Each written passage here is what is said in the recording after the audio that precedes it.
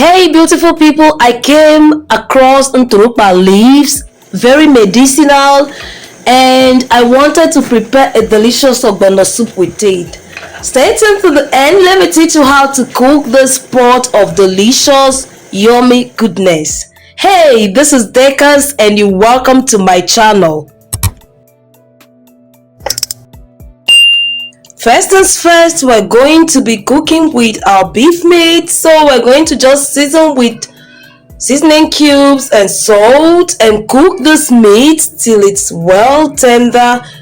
We're going to start cooking with a little water from the meat, or add a little bit, cover up and make sure it's tender before you start adding your well washed stockfish and dried fish with hot water.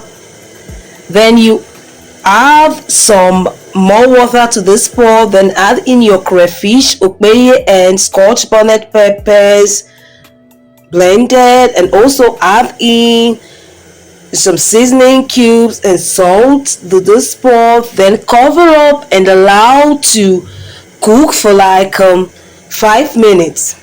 When everything is well incorporated, we're going to be mixing our blended ogbono seeds with palm oil.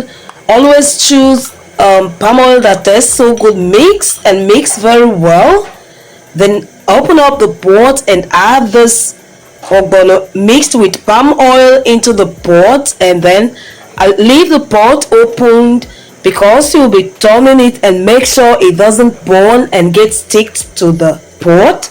You turn and turn and turn for like the next 8 to 10 minutes, and your ogbono is well done. You test and make sure everything is in the right proportion.